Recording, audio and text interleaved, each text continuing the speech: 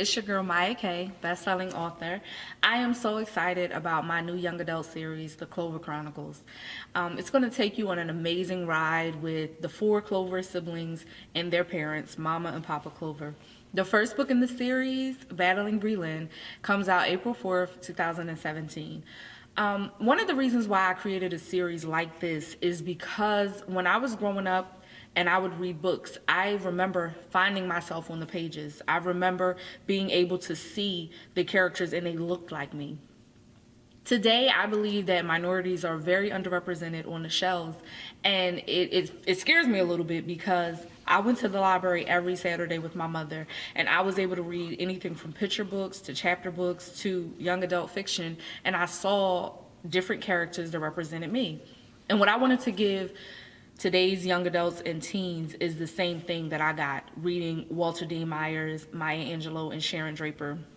I wanted them to be able to look into a book and not feel like it had to be fantasy. Like if it's a real story, I can relate to it. And so the Clover Chronicles for me is that it's kind of like Empire meets Seventh Heaven.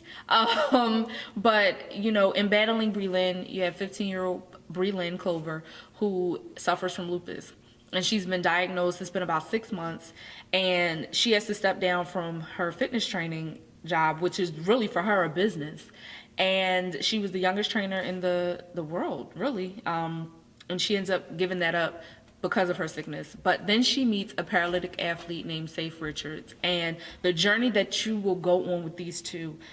Here you have an athlete who's paralyzed who wishes he can get another jump shot, and then you have a young woman who complains that she can feel pain.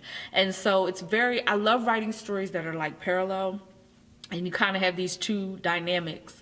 And so when Breland's health takes a turn for the worse, you're really going to get to see how family, faith, love, and trust comes together.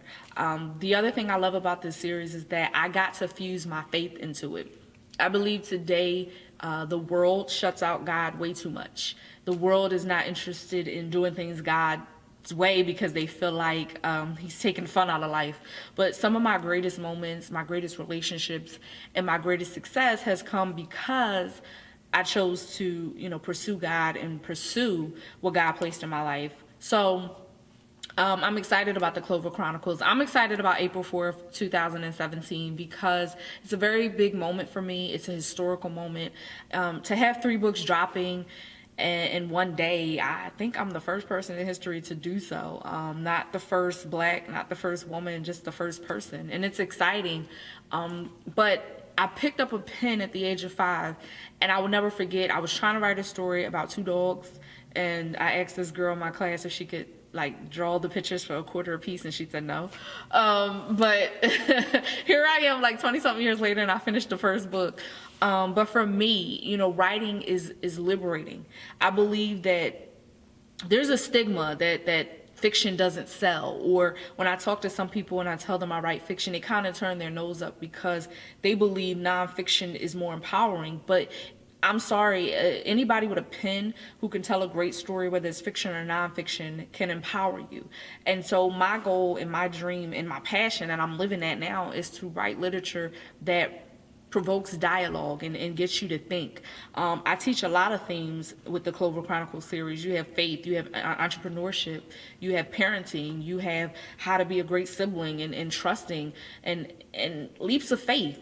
And that's what this is all about. So I'm excited about the series. I'm excited about everything that's coming with it. It's not just a book, it's a family, and you'll get to invite the family into your homes. You'll want to, join them on their journey. And when I think about Breland, Kashmir, Desmond, and Ime, who are the siblings, I know so many people that represent these people. When I think about Mama and Papa Clover, I know parents who resemble them.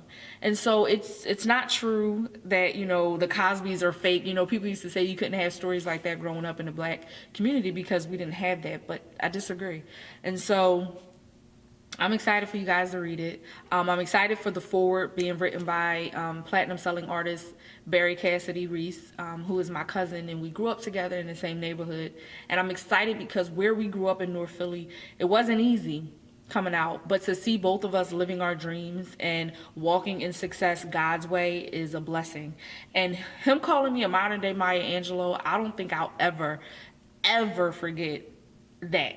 Him writing it was one thing, but him reading the forward to me over the phone just really made me realize how important it is to honor her legacy, you know, being that I was named after Maya Angelou and being that I was able to meet her February 4th, 2006, and she kissed my hand when I told her I was named after her. And that's the moment that I realized that for me, writing isn't an option. It's not a backup plan.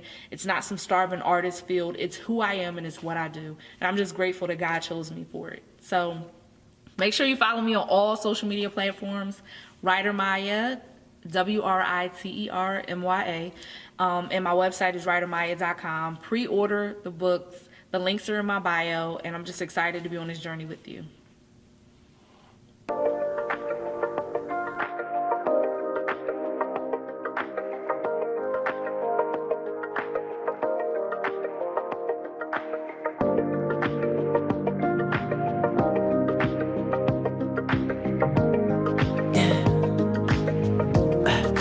Tell me what you really like.